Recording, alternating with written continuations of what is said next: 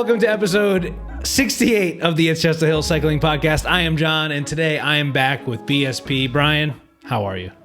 Doing good, Jon. We were just talking. How are you? I'm good, thank you. We were just talking about, another road. I think we've talked about this recently on the podcast. Roads that you told me about. Yeah. Gleaner Chapel was one of them. Durfee Hill was one of them. Yes. I've been riding Durfee Hill a lot lately. Think about you every time.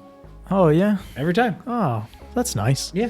You know, I did see on the DEM Instagram page that they're going to be doing a bunch of prescribed burns in the near future, and Durfee Hill Management Area is one of them. Yeah. Does that mean you... Have you seen them yet? I don't know when they're doing them. I have not seen any burns. I have seen the notifications all over Instagram and stuff, and like NEMBA was sharing them, Rhode Island NEMBA, and different like environmental type of parks departments. But no, I haven't seen any yet.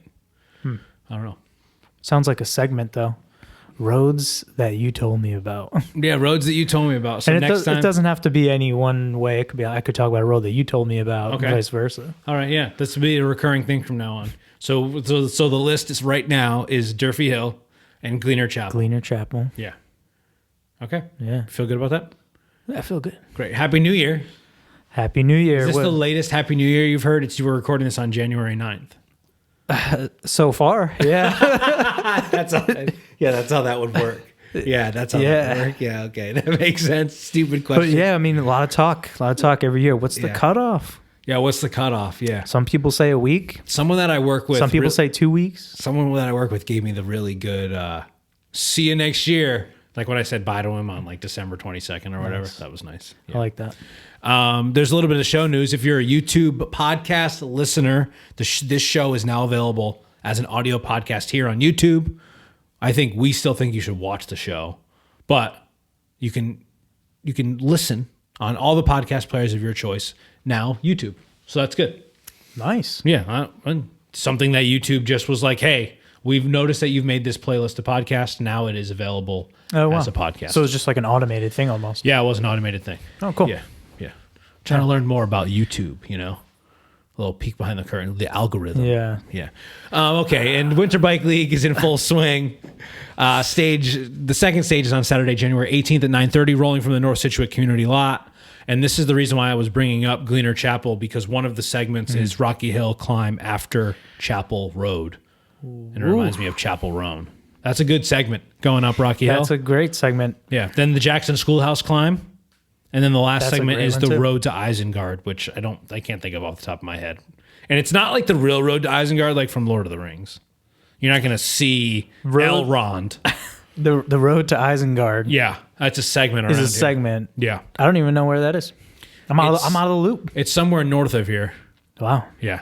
And the wild card category for that stage is the best ride snack. So come with a ride snack that surprises me or excites me or whatever. I've had people like pull out breakfast sandwiches middle of the ride, stuff like that. It needs to excite you. Yeah, it's very much about me. Yeah.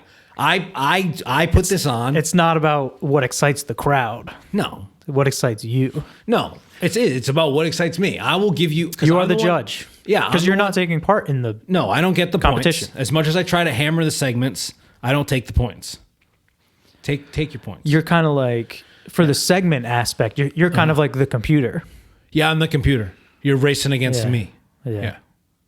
Even though it's not really racing. It's just fun. Well, the segments are kind of like racing. Yeah, the segments are kind of like they're racing. more like time trials. Yeah. Or like a segment race, which like for some reason here in the United States, we call it Grand Fondos, but like in every other country, a Grand Fondo is something else. Cycling can be confusing. I was in Florida. I have a Florida bike now. I think we kind of talked about that. You have a Florida bike now. I have a Florida bike. I have a Focus Zalco Max in Florida. It's a climbing bike, and I'm keeping it in Florida, where it's flat as hell. Do a 50-mile ride with my dad. 16 feet of climbing. 16 feet. Yeah, a couple of overpasses. Maybe 34 feet of climbing. That's right. I remember your dad saying that. He's like, the only climbing we do is an overpass. It's overpasses. Yeah, that's it. Yeah, that's it. When you go over the highway or other roads, right? Yeah, exactly. Man, that's crazy. Yeah, it is. But when you hit those 16 feet, I bet you're glad. Yeah, and I'm glad I have that noodly frame. It's not stiff as hell like an aero bike. You can keep up your RPMs. Yeah, exactly. Well, that's great. And did you buy it down there? Where did you get it? I got it on Facebook Marketplace. Yeah. from this guy named Andrew. I believe his last name is Yeh, Y-E-H, and I hope to have him on the podcast someday. Oh, nice. I've looked at his stuff on Facebook Marketplace for years, legitimately years. I think he makes great posts. He builds nice bikes. I've shared stuff with I know who you're talking group about chat a bunch of times. Yeah. Where does he live? Austin, Texas, I believe, or that's where the bike shipped out from at least. I follow him as well. Yeah. Always great. I mean, great bikes. Great bikes, great photos. Great photos. Always the same type, like in the same spot. Yes. Very clear with his description. Of photos. Yeah. Great stuff. Yeah. That sort of harkens back to our last episode, talking about selling things. I considered ordering a bike from him too one time. Great seller. Yeah. I've talked to him about coming on the show. I personally have not lined it up yet, so hopefully we'll make that happen. You know what I like about Andrew's page? What's that? After he sells a bike, he'll go back to that post and amend the description to say that it's been sold. Yes, sold. Yeah. And you know what I also like about his posts? At the beginning of each one, it says, up for sale is a Focus is Alco Max, size 54, you know? It's really nice. It's like a, oh my gosh, what's the show that, it's almost like a Price is Right vibe. Yeah, and it's like personal in a way. Those words. It's nice. Yeah. Up for sale is it's like he's that guy from Price is Right, whatever the hell his name is, Johnny. Johnny. I'm making some upgrades to my gravel bike. That's like exciting for me. I got a new Bontrager wheel set from MBX. I'm putting my gravel tires on that wheel set, and then I'm going to put some slicks on my current PCWs. So like that's fun and exciting. I also ordered some new carbon handlebars for that bike. And so, I picked those out yesterday, actually. They're similar bars to the ones Cervelo actually makes them, which I never really thought about Cervelo as making other components, you know? You think about their bikes, and obviously they make the handlebars for their bikes, but you can buy their handlebars too. And this is like the set of bars that they stock on the Aspero 5. And currently I'm running some, very standard like Zip Explorer aluminum bars. And I wanted to make some changes for a couple of different reasons. That is happening. So you're going to have two different wheel sets for your gravel bike. For the gravel bike, yeah. One with slicks. Correct. What's the cassette on the set with the slicks that you're thinking? 1044. 1044, and that'll be for like I have a road-ish 50 tooth. Yeah, that'll be for days, road-ish for winter days. potentially. Yeah, exactly. Yeah, winter. I kind of want to put their Cervelo on the shelf as much as possible, especially with all the salt on the roads and stuff, just to like keep the longevity of that bike going a little bit longer. Yeah. I also think it's a lot easier. When you say there's the Cervelo, you mean your road bike? Yeah. My just R5. to be clear, the R5. Yeah, my Cervelo. You want to put R5, that on the wall as bike. much as you can. Yeah. And in the winter, ride your gravel bike. Don't get me wrong. If it's a winter day and it's like not below freezing and it has recently rained and like washed the roads pretty clean, I'm riding that R5. Yeah. Less grit, less salt. Yeah. But I do think there's a benefit to like having a gravel bike with a second wheel set to sort of run on the road. It's easier to clean. Yeah. It's also a little bit like I care about its appearances a little less than I do the R5, because it's a gravel bike and it tends to get sort of dinged up anyway. Yeah, it's getting beaten up. So I don't And I'm also hoping to do some longer endurance stuff on that bike. I think it would be on the Salsa. So to start to think about what that setup would be, I think it would be with those Princeton wheels, some like 40s, but pretty slick. The Pirelli, I don't remember what they're called. I think they're also Cinturatos. No, the Pirelli G1RS or something. That's what it is. Yeah, and the Cinturato Gravel H is what I have for like the actual gravel tires. Those have more of a tread. Yeah. And the other ones are pretty slick with a little bit of knob on the outside. Oh, okay. Yeah. I feel good and excited about that. And I hope to ride that bike more. Yeah, thanks. In the winter. Because I generally I really like riding that gravel bike, but I like riding the road more than I like riding gravel. So hopefully this gives me the opportunity to do more mixed surface rides and just like ride that bike more in general. Yeah. I miss gravel riding. Yeah, you ever think you'd get a gravel bike again? Like you say the stars align, you have a little bit extra cash lying around, or is this not anything that even interests you, riding gravel? Oh, it definitely interests me. Yeah, it interests you. Yeah. I mean, you just said you missed it. Like you just said, if the stars align and I got some cash. Yeah, exactly. Yeah. Yeah, why not? I think a lot of the times, like when I talk to people... I liked it more. I mean, I like road riding. Yeah. But I did also really like... A lot of people like off-road riding. Yeah. For me, it was just geography. Sure. I hated driving to ride that bike all the time. And I mean, I could have ridden it. Like I could ride down... I could get to Arcadia not Arcadia, Big River area. Yeah. In like, I don't know how many miles that is, like 12 or something, Probably. 10. Yeah. Like it's not that far, but then that's 20 miles round trip of just like riding on the bike path and then through Coventry on the road. It's something that I've been Then it'd be like about. long rides. I'm not always going to do long rides on that bike. I used to be a little less than 4 miles from gravel when I lived in my last spot. I literally had to go up one road. Yeah. And when I got to the top of that road, it dumped me into like the outskirts of Arcadia. Yeah. That was nice. Now I'm 9 miles away from gravel that you can ride. But I'm about half a mile away from gravel that you can't ride. All these roads are on the reservoir. Oh, yeah. You know? So like that's, if you have the opportunity to do Tortoroti, and Tortoroti does get a 1-day pass. And not that I would ever want to try to step on the toes of Tortoroti or anything like that, but I wonder if there is a way to incorporate, maybe I'm just putting this out there. I have talked to one person about this, but I'm just putting this out into the ether. I wonder if there's a way somehow to sign a 1-day permit for us to ride in the reservoir for Sloppy John's. And I think that it might need to be like we need to raise money for something, because Tortoroti does a lot of good work to raise money to help cancer research in the oncology department at Brown University. And Tom does a lot of good things with that, right? Yeah. And so I think there would be a way to like leverage a donation with the state. So I'm just putting that out there. If anyone knows anyone in Rhode Island DEM or the Reservoir Society, I am now a tax-paying resident of Scituate. So that should give me a little leeway. Maybe I got to go to some town hall meetings or something. But it is cool that the reservoir's here. And I think a lot of that stuff is hard to ride. Don't get me wrong. Like, it's weird. It's like not the gravel that I like to ride. It's like old roads that haven't been maintained, and some of it is pretty gnarly. It was gnarly. But I do think it's cool. Crazy. It's a cool experience, but it is gnarly as hell. Yeah, where it was just like... It kicked my ass. It's not like just riding on trails. No.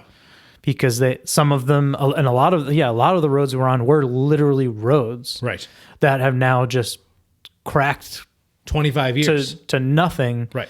But you can still tell that there was pavement there. Right. But then so much grass and dirt and stuff has come up through it.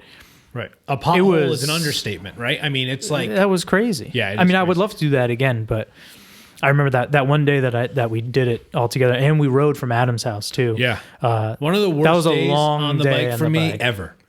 It was a terrible day for me. You left. I had a terrible... We were supposed to hang out after. Yes, I had a and you just ghosted us. I think it was a tough day. I didn't Very eat tough. right. I didn't have fun. It was one of those days where I was like, oh, this wasn't fun. Every time I get on my bike, I hope to like it. But I do think there's a scale of rides that I really enjoyed to rides I didn't enjoy so much. And that day, I don't know what it was. I don't even think it started off on the right foot. I think we were late.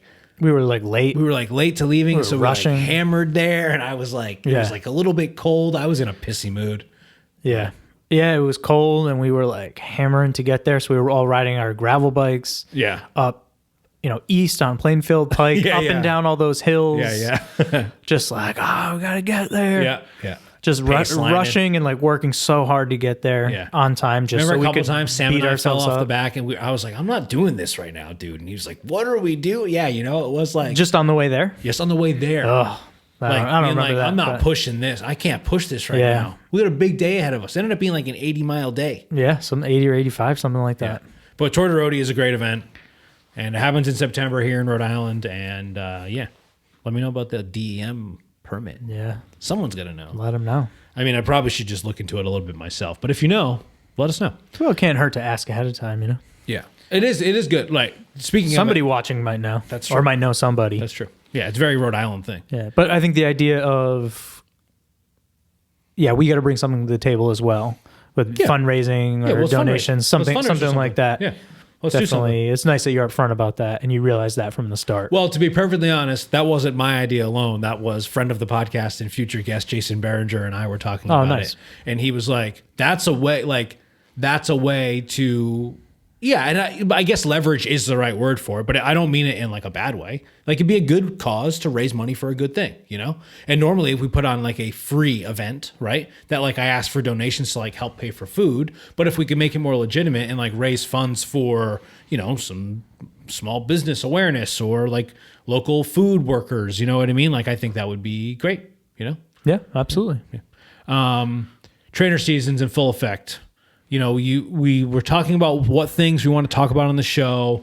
We've definitely talked about riding the trainer before, but I do think that like it's an ongoing thing that like we think about whether or not we're riding it a lot. For me, it very much is like the Zwift time of year. I rode on Zwift today. I rode on Zwift the last 2 days. Right now I'm paying for it. I think I did do the trial again for like whatever. Is it 2 weeks, 1 week or 2 weeks? And then I'm back on. Are you? I don't even know. Are you on Zwift right now? No. Not on it at all. No. What are you using anything to ride on the trainer? App wise? I was gonna say my bike. Yeah, just your bike and your head unit. Just my bike, my head unit. Yep. My watch just to track my calories. Yep.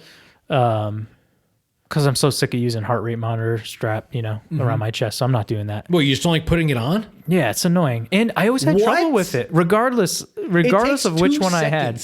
I've had 3 different ones that Wahoo sent me. None of them act well. I don't know what the deal is. I heard the problem. I'm so sick of it. It's Wahoo is the problem. Yeah, yeah, probably. Sorry. Yeah, sorry. It's okay. It's not my brand. Yeah. But yeah, no. So I'm okay, good. No, I'm not. I'm not using anything.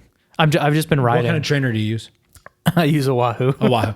And that that's a wheel on or no? That's a direct It's a drive? wheel on. It's a wheel on. Yes. Yeah. But that gives you power readings to your head unit. Yeah, it gives me the power readings and mileage. Yeah. And that works.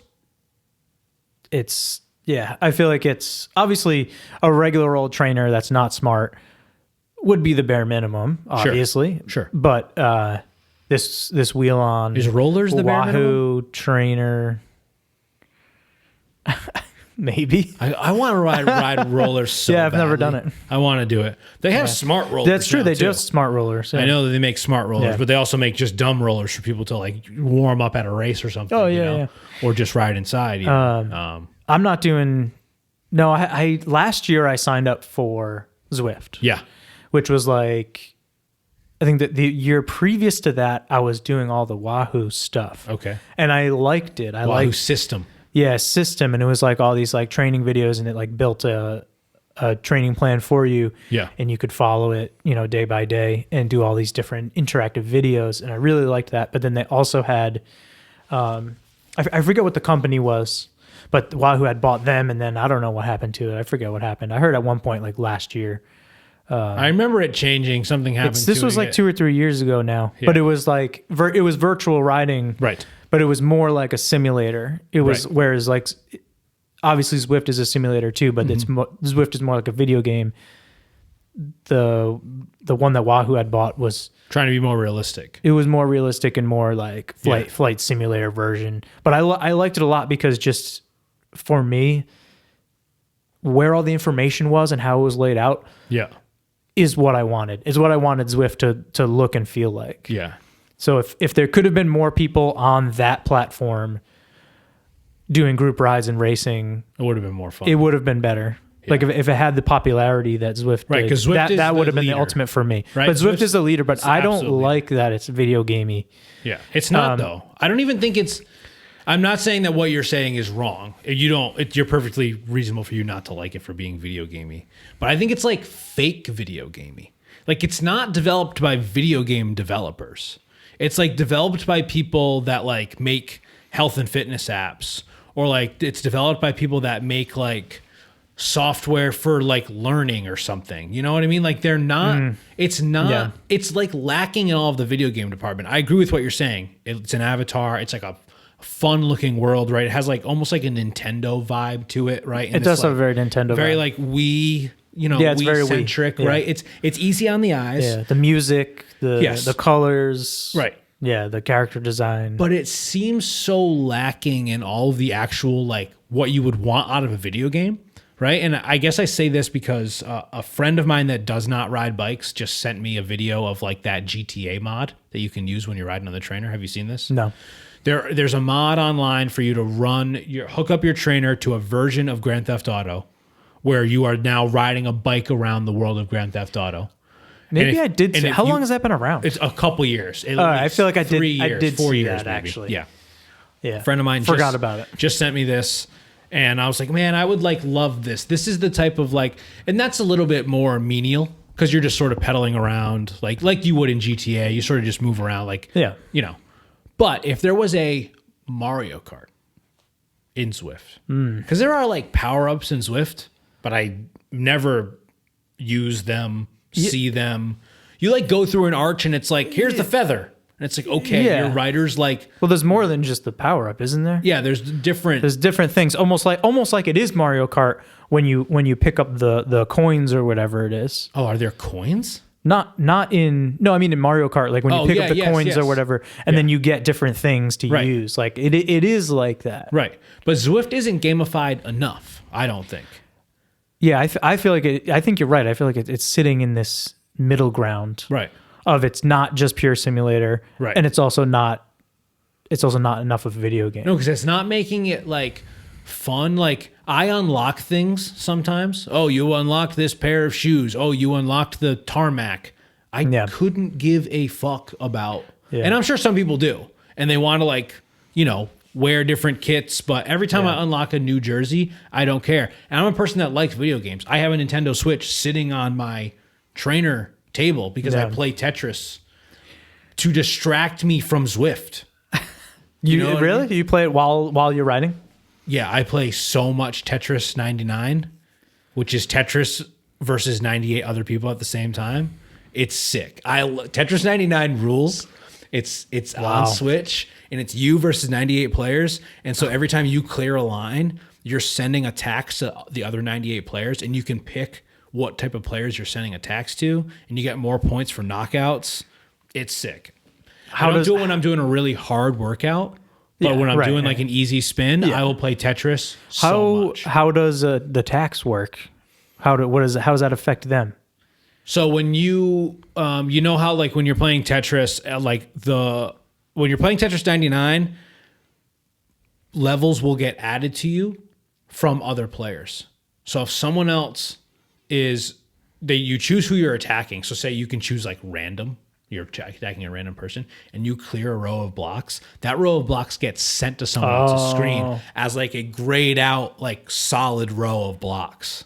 Whoa. So that sends it to them. So you're getting extra rows of blocks added to your screen that are more than just the ones that are coming down. Those are like the attacks. Oh, and so all of a sudden you could get like 6 rows of blocks added because someone just sent a bunch of shit to you. And then that like goes on top of your progress at the time. Yeah. So all of a sudden your blocks just, and then all of a sudden now you have less space at the close top. To the top. Yeah. Oh my gosh. Yeah. Sounds stressful. It's stressful as hell. The music gets faster as more people like get eliminated. Once it gets to 50, the music gets twice as fast. Once it gets to 10, the music is so fast. The highest I've ever finished is 3rd, I think. I've never gotten 1st overall. 3rd seems pretty good, though. I've gotten a good amount of top 10s, but I'm chasing that 1st place. It gets so fast. Sometimes it's like perfect, though, because like I'm trying to do like a high cadence, even if it's just recovery. It's like a high cadence. It's like super focusing. Yeah. And a round can last like 10 or 12 minutes.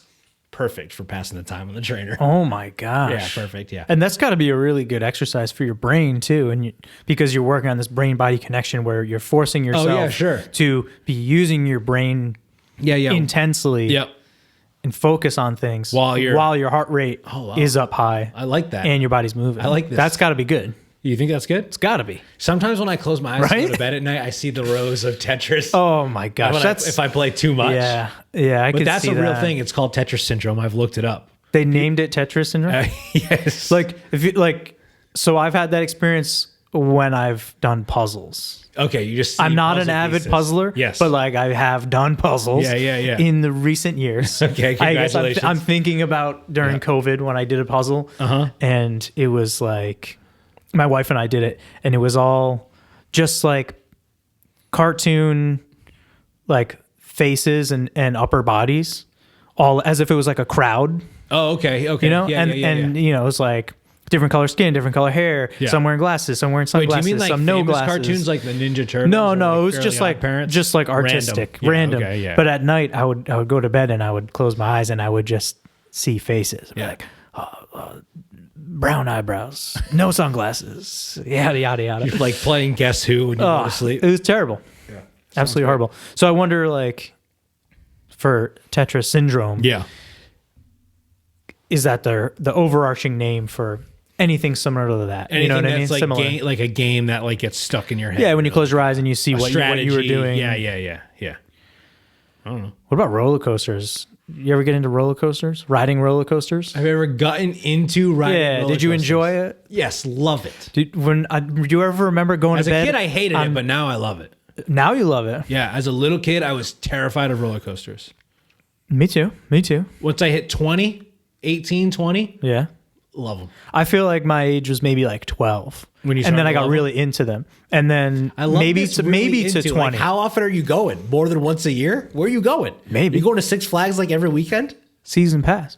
Wow. No, All I'm right, just all the kidding. way up in I'm just kidding. Springfield. Yeah, no, I didn't do that. But I remember being on like trips where we'd go to like an amusement park like that. Try to go on as many of the roller coasters as I can, like Yeah. as many times as you can, Yeah. because I just loved it. Yeah, that's great. Just keep going on and on and I on. love and on. that. Yeah. And then when I'd go to bed that night Yeah. and close my eyes, my body gets the sensation like I'm riding a roller coaster. Yeah, that's could be brain damage. You ever think about that? No, I didn't. And that's the brain damage. I didn't even think about it. No, I don't really think it's brain damage, but that's interesting. Well, are you it could have been. Are you going upside down? Are you an Yeah. upside down guy? Banging around, Yeah. jostling around. Jocelyn. Probably concussed is what I was. You shouldn't have been going to sleep. I shouldn't have been going to sleep. That's a myth, you know. If you're an adult, when you have a concussion, you can go to sleep. It's just a kid thing. Also, I did hold read on. something about that lately. Not doctors. So don't take medical opinions from us. Talk to your actual doctor if you get a concussion. Please don't listen to us. Anything that we say, you should probably fact check. Yeah, you should fact check it. It's everything, and any jokes that we make, parody. It's parody. It's just if we ever parody. joke about if we ever make fun of someone or say that we want someone to die or something. I've Parody. never said that. Well, I'm going to start to talk. I want to talk about people who say Zwift miles aren't real. Can we talk about those people? And they deserve to die. Well, I wouldn't say that, but I do think Oh, that those me people, neither. I would never I do say think that. those people suck. And I will say that I think I used to be one of those people. And so this is just a confession. I want to apologize for being so annoying with it because I've seen a lot of this rhetoric lately this time of year. And if you want to ride inside, you should just ride inside. And if you don't want to ride inside, you don't have to. But there are these people that are like, Zwift miles aren't real. And it's really shitty. I think it's really shitty because it's shitty. It's gatekeeping. It's like you shouldn't. It's like bullying. It's bullying. Yeah, it is. It's Yeah. bullying. And like, it's not welcoming. It's not productive. And like, I love to ride outside. I don't think that's a secret that I love to ride my bike outside. But if I want to keep my fitness up and it's 20 degrees 3 days in a row, I'm going to ride inside.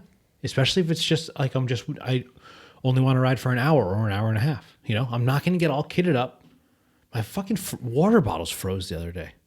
I want to ride inside, and that's Yeah. okay. And if you have the time in the middle of the day to ride your bike outside and you want to, that's great. But stop being mean about it. I've seen a lot of mean There's stuff on Instagram. no need about to it. be mean about it. Yeah. Why are we knocking No. people's fitness and like Right. joy to ride their bike? Who cares if it's inside or outside? Yes. Do you see a lot of this, or do you not really pay attention to it? You're probably not on I remember cycling Instagram as me. No, I used to see it a lot more. Yeah. But I don't see it. I don't see much cycling stuff anymore, to be honest. You're looking at with space. you and you. Yeah, Yeah. partially. Yeah, you're always looking at space. But like, I know it's a thing. Yep. I remember seeing it and just thinking, I was like, who are you? It's Who are you to interesting. be saying this? If you want to be an asshole, Yeah. just go outside and ride your bike. Who cares what other people are doing? I feel if you don't like want to do it, don't do it. there has been a lot more divisiveness in cycling. Like as much as there's been like inclusivity, and I think there are a lot of great like groups of people out there that are like trying to be inclusive with cyclists and trying to be aware and understanding. I also see this like very bro attitude come out a lot with like cycling, and I think a lot of the time it's like jokey, like in that like bro way, but you know it's like kind of real, like it's really partially seated in truth, you know? And so it's that same type of attitude that's like, hey, don't you think your saddle's tilted a little bit? And it's like, don't do that. Like, don't like call someone out for a type of riding that you might not enjoy, or like a bar tape color that you don't think is like works well with the bike or something, you know? Because I don't think that is very like, it's just not welcoming, and it seems really douchey, and I see too much of it. And then it makes me worry, like, wow, was I that guy? You know, like when I was like, fuck, I won't use Zwift, because I think I was very anti-Zwift. I probably was anti-trainer first, and then I like got a trainer, but I was like, I'm not going to use Zwift. And then I used Zwift, and I was like, oh, this like has its benefits. I don't think it's great, you know? I mean, I think I just complained about it for 20 minutes, but you definitely were against it in the past. I was super against it, yeah. And if I ever came across like a fucking douchebag, which I know I've come across like a douchebag before in my life, so I'm sure I was. I'm sorry. I appreciate you saying that. I think. You think I was mean to you about it? No, I don't know, and that's what I say. You weren't like mean to me about it, or even directly mean to any one specific person. Sure. I think you were just, for yourself, you were against the idea of Zwift. Yeah. Oh yeah. Yeah, I was. You weren't saying that other people shouldn't do it. No, I don't think I was. You were just saying that you were against it and you didn't want to do it. Yeah. But guess what? It's good to try different things. We evolve. We change. That's right. Opinions change. Yes. Schedules change. Necessities change. True. Fitness levels change. Weather changes. No, I think that's good, because like I think it's good to say like your priorities change, right? Or the way that like sometimes you just don't have the time, or sometimes it's just easy like to get on your, like say you can only ride early before work at 4 a.m. Yeah, you're gonna get on Zwift. Great. Good for you. That's motivating as hell. And that you should be proud as fuck of that, you know? And that like I don't know. I just see a lot of it and I don't care for it. And so the negativity is unwelcome. Yeah. And I'm over it. Well, they should just get over it. Let me ask you something that I didn't put in the notes here, but it kind of speaks to this. And it's like talking about being all inclusive, right? Because I think it's very clear that It's Just a Hill has always promoted itself as being an all inclusive group. And I think that we've done a good job at, you know, sort of sticking to our guns and saying like everyone is welcome here, and not just like it being something that we like rest our laurels on, right? But it's something that like, hey, this is what we mean. Any type of rider can come to our rides. But I've also personally got into it with some people, and I've told them, I don't want you to come in anymore. Does that then negate the all-inclusiveness of it? You know what I mean? Like that's something that I've thought about before, because I am like, hey, this group is for everyone. Everyone should be able to come. But there is an asterisk, because you have to be, as far as I'm concerned, cool. And I don't mean cool like you wear a Rafa kit and ride an SL8. I mean like you need to be like a chill, open-minded, welcoming individual that isn't going to like outwardly judge others for doing something different, you know? Does that make it not all-inclusive? Because I feel good about drawing that line, you know? Like if you're going to be a douchebag, I don't want you to come. So it is all-inclusive minus douchebags. Minus me in the past when I got mad at people for Zwift. Do you know what I mean? Yes, I understand what you're asking. And I think it's a tough question. Yeah. But I think that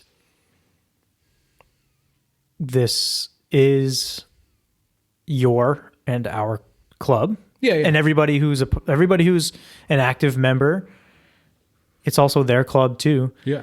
And I think that in the rare instances where you have had to have hard conversations with people, it was because they were promoting negativity Sure.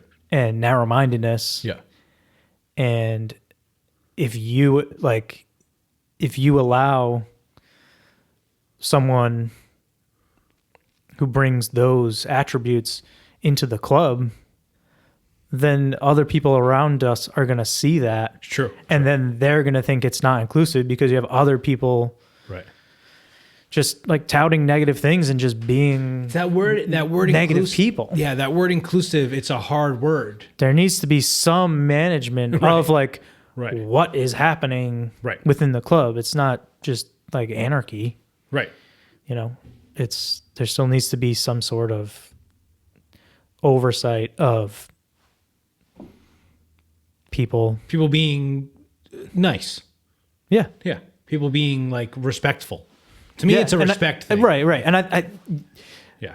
I'm sure there's a lot of people that come to the It's Just a Hill rides and events. Yeah. There's a countless, spectrum of opinions and lifestyles and backgrounds that do this with us. Yeah. But if someone is if anyone's so outwardly vocal about, I don't know, like divisive things. Right. Then I think that's a different story. Yeah, no, I agree. Yeah. No, and then, to be clear, it just makes me rethink the whole mission statement, or it makes me rethink the whole, like, does there need to be like a caveat to it, or like, are we just doing the right thing by like, sort of administering it the way that we're administering it? You know what I mean? It's something that I think about, like, now that we're sort of 4 or 5 years into the club, right? And like, things have obviously changed, and people come and go at all different levels. And I feel very like lucky and proud of what we've done. And I like doing the show with you and all that sort of stuff, And so like, it just makes me think about, like, every time I listen to the end of the show when I'm editing it, and that like mission statement comes up, which like I think I've rewritten and I still haven't re-recorded, because I've tried to reword it over the years, but that's just like, I think of like the all inclusivity, but I also like, I don't want to rule with an iron fist. That's not what I'm trying to do, but I don't want you to come if you're a jerk, I want that to be very clear. I'm like proud of that, like, if you're an asshole, I really don't want you to come. And like, I don't want you to be spreading those like asshole views or whatever, and like, I've seen people do things that I thought were like sketchy on a group ride. And that doesn't necessarily like speak to their character, If someone does something sketchy on a group ride, you're like, hey, like, you shouldn't have like done that corner this way, or you shouldn't have done that. And they're like, oh, okay, you were right, my bad, I'll do it differently. Yeah. That's different than like, that's different. Someone being like hateful, or like wanting to spread hate, or wanting to spread ignorance, And so, not to go off on too much of a tangent, but it is just something that I've been thinking about as the club progresses. And like, some of those people are people that like I enjoyed spending time with, and I enjoyed like riding bikes with at times. So like, they're sort of conflicting characters in a similar way that I know that I am, And so it's like, do you give someone the second chance? Do you give someone the benefit of the doubt? I don't know. It's just something that I've been thinking of, and I thought about putting it in the show notes, and then I feel like I didn't, and then we sort of got there naturally. So thanks. Okay. Sweet. Yeah. I got a post that I pulled from the internet, and I'm curious what you think about it.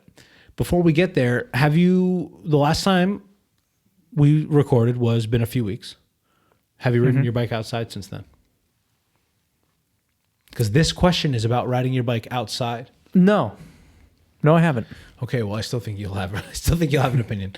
Did you see this question? Bike Yes. washing / cleaning after rainy weather. Yes. I think almost this can be attributed to like riding this time of year, even if it's not rainy. Yeah. Just because of all the salt and like sand on the roads in general. Yeah. This is from Sepolar DNA. So I'm going with that. Sepolar DNA on the cycling subreddit. Sepolerna. Sepolerna. Or Sepole DNA. I don't know. Oh, I like that. Sepolerna. I was wondering if it was like a play on DNA. I had read it in my head. I'd never said it out loud, but there we have it. Okay. Hi, everyone. I'm curious to know how you usually take care of your bikes after a rainy outdoor session. I hear a lot of people saying that washing too often, like every time you do a session outdoor when it's wet/rainy, it slowly corrodes the metal parts and will end up speeding up the process of parts wearing out. The thing is, every time I go on these sessions, I get home and the bike is full of sand and dirt, all of the parts and frames, and I can't really think of leaving it like that. Because I'm afraid that I'll wear the parts even more, especially the transmission, the drivetrain. Any tips/suggestions?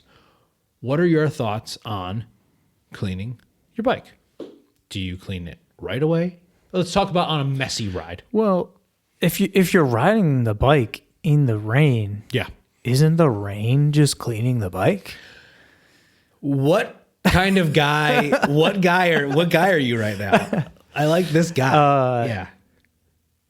This is like illogically logical cyclist. Like, did we just come up with like a new meme character? You know, that's just like, well, if you're drinking Gatorade, I don't know. I can't come up with something good off the cuff. The bike's cleaner than when we started. Oh, he's Australian. The guy's Australian? All right. Wow, you really just flexed that Australian accent on everyone. I actually didn't even know what accent I was going to do when I started it. Oh, but the first word you chose to say was mate. Well, I mean, Australians say mate, but like also British people say mate. Sure. So I guess you whittled it down. Truthfully, my brain was like, I'm going British with this one. Oh, okay. And then it came out Australian. Oh, all right. It was good Australian. Was. Thanks, mate. Okay. Should have quit while you were ahead. No, I didn't try to do it that time. Okay, so but all bits aside.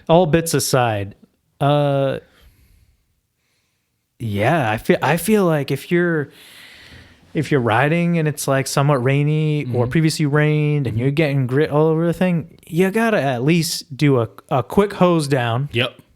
And spray out of the drivetrain and chain. Mm-hmm. But, obviously, yes, you need to be worried about certain metal parts and certain bearings and things. Right. And gaskets. Like, don't shoot a pressure washer after every ride.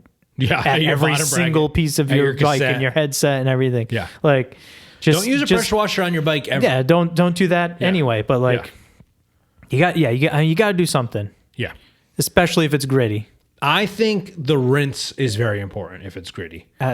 I think you shouldn't be doing a full clean with soap and no. You don't and everything and drivetrain degrease and everything after every ride, but just the quick spray down, right?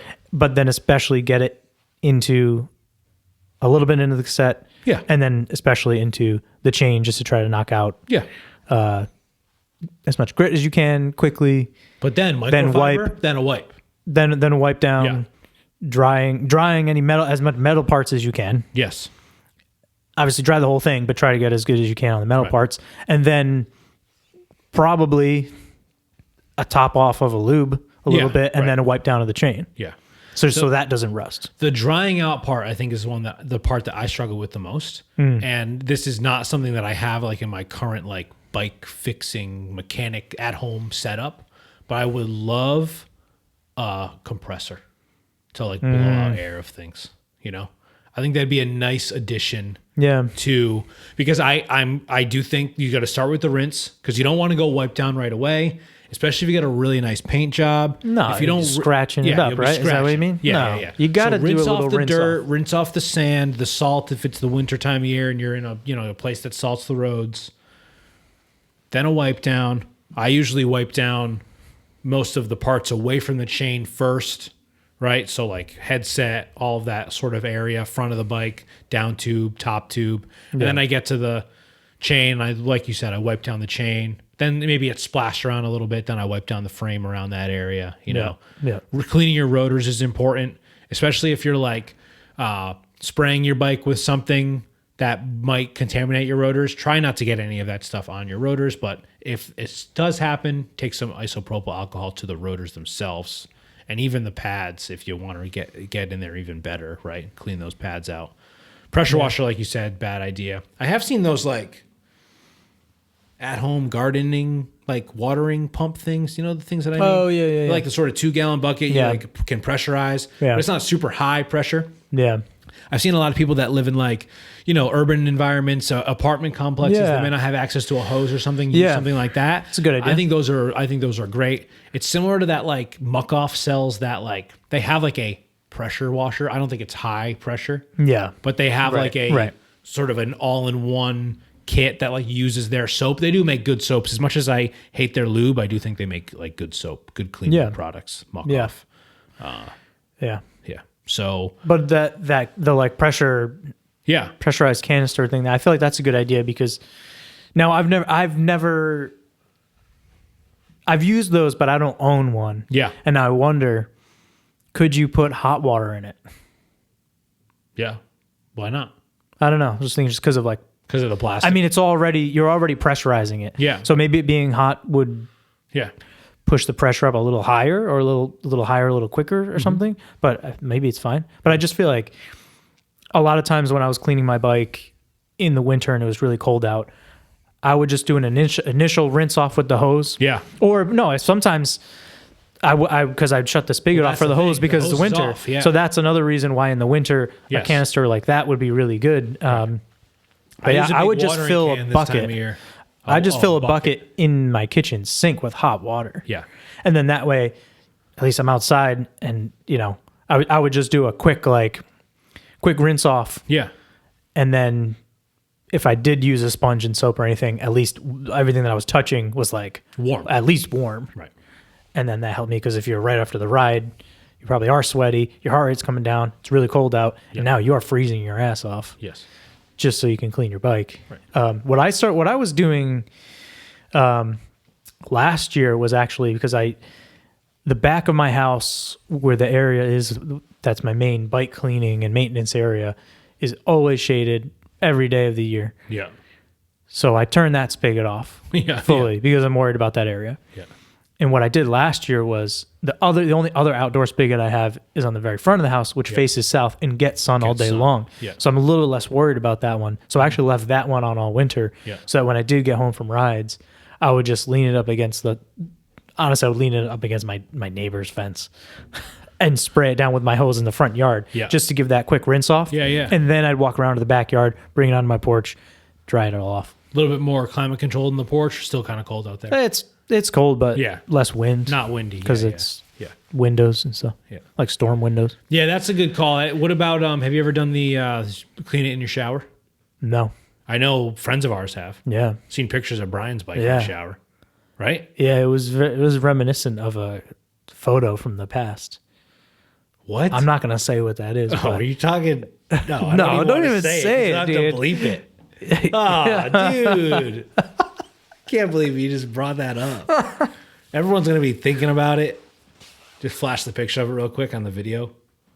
No, we'd get canceled off of YouTube. Don't do that. Yeah, I have never cleaned it in the shower myself. Nah, I've never done that. It seems... I've seen some pictures that like it looks pretty like a good setup if you get the lean right, and if that's what you have access to, then that's what you have access to. I understand not everyone has a yard, not everyone has access to running water outside. Like imagine if you live in an apartment. Yeah. If you live in New York City, what are you going to do? You bring it upstairs. Yeah, I mean you're already bringing your bike up in your apartment, you're already bringing it inside. Yeah. I guess if you can get the lean right, I feel like I don't like the idea of like flipping it like fully upside down. No, I saw one recently that like they had it was a shower with like a full tub and they had the rear wheel on the ground and then the bars were like hooked up, but the bike was upright. It was just like leaned up. The bars were hooked on like a rail or something or like a soap holder. Almost so like was it like almost as if it was like doing a wheelie in the shower? Yes, exactly. Like it was doing a wheelie in the shower, but it seemed secure. The person was not holding it. The bike was pretty secure. Yeah. So yeah, that kind of sketches me out. Also, obviously, that's like quite the mess to have to clean up afterwards in your shower, which some people don't want a dirty bike in their shower. And I'm sure many significant others or people that share houses with cyclists are like, what the fuck are you doing? Yeah, I feel like it'd be more the significant other giving you grief about it. Sure. But hey, I mean, if you live in a city or something, that's all you got. That's all you got. Ideally, if a shower or tub is all you had, you got to hope that you have like an extendable or like a hose with a shower head on it, and then that'd be pretty sweet. Yeah. But no, I've never done that. Yeah, me either. I don't think, and hopefully I don't ever have to. Yeah. Maybe in an Airbnb someday. When I take my bike on vacation, I really don't clean it that much. Just dunk it in the hot tub of the Airbnb. There you go. Yeah, that's why you get Turn the jets on high. Turn the jets on high. Dunk it in that chlorine. Yeah, there you go. Don't even lube it after. No. Yeah. No. Make sure you sit the hubs right in front of the jets. Wash out all that grease. And then take your bike to the bike shop to get it fully rebuilt and serviced and greased. Yeah. Anything else you want to talk about before we get out of here, Brian? Yeah, I have a space fact for you. Oh, yes, please. Space fact. All right. So, do you have a sound effect for the space fact? No, but I can find one. Okay. Thanks. You okay, so you paused for like 3. We both understand how audio editing works.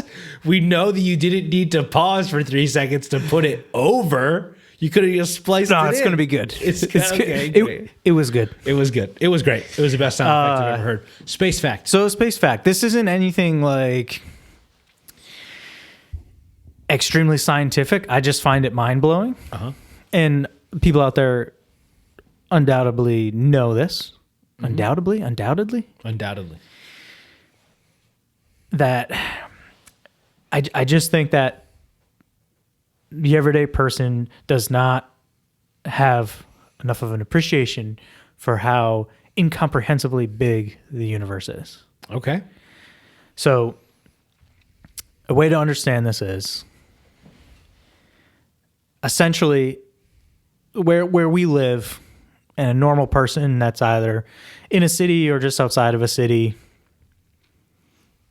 pretty much anything they're seeing in the sky with their naked eye, meaning not with a telescope, is all within the Milky Way galaxy. Yep. Now, there are instances where you can kind of see like a cloudy spot, depending on where you are. That is the Andromeda galaxy, which is the closest galaxy to us. But for most people, anything that we're seeing with our naked eye is within our galaxy. Yes. Now, essentially, this fact was realized when they turned on the Hubble Space Telescope, and they had to go back up and fix it. It was a whole thing. They had to like focus it. It was a whole thing. But all I'm getting at is that, let's say your arm, the distance of your arm outstretched, holding a small pebble, like a small pea. Okay. Yep. Picture that diameter of a circle in the sky. Yep. What the strongest telescopes in the world over the past 30 years have been able to tell us and show us is that in that small pea-sized circle is actually roughly 10,000 galaxies. 10,000? 10,000 galaxies. Just in that one little small space. You are insignificant. Yes. Is that the lesson for today? Yes. We are all insignificant, or as significant as you want to be. Make your own significance. Make your own significance. I really started it very... Take with that what you will. Take from that what you will. Just listen to a podcast it's just about crazy. Saturn. Oh, yeah? Yeah. Good? Yeah, it was good stuff. We can see Saturn in the sky right now. Yeah, it was great. Just up and to the left of Venus. Yep. And you can see it more this time of year because we're on the sun. We're in between the sun and Saturn. How long is Saturn's orbit? How many Earth years is one Saturn year? I actually can't remember off the top of my head. I don't know. 39. No, I think it's more than that. I do know that the distance between some of the rings is the same as the distance between New York and Washington. Really? Yes. Shout out to BSP, of course, my podcasting partner in crime. Brian, thank you for coming on the show. Thank you for editing the show. Thank you for being here. Shout out to MBX, the official bike shop if it's just a hill. And of course, the backbone of this cycling collective, our group rides. All rides are posted on Strava, Winter Bike League. We're in the middle of it all. And so you can go on Strava and check out all of those things. Also the WhatsApp chat, our Discord chat. Discord, I don't understand Discord. I'm just going to say it. I'm going to sound like an old, millennials are old now. We talk about generations way too much these days, but now that we're old men, Brian, and we're almost 36 years old. You don't understand Discord? I don't understand Discord. I have a cousin that works for Discord. And I don't know enough about it. I'm very much on the internet, right? I have a Blue Sky account. I tried to use Threads, but no one fucking uses it. I was all over Twitter back in the day, but Twitter is trash now. Instagram, I can wrap my head around it all. Facebook is shitty, but whatever. Zuckerberg can rot in hell. That's parody, of course. Roll my eyes. I heard he died. He did die.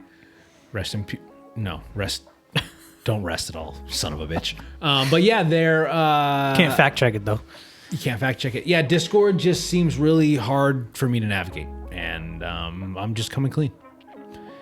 Like and subscribe to this very video. If you're watching on YouTube, give us a rating on your podcasting platform of choice. It would be great if we could get to 1,000 subscribers on YouTube. You think you folks could help us do it? We're at 778, I think. Can we get to 1,000? Yeah. I hope so. So subscribe if you don't subscribe. That'd be fun. Thank you. Thanks, Brian. See you soon. Thanks, John. See you guys soon. Bye.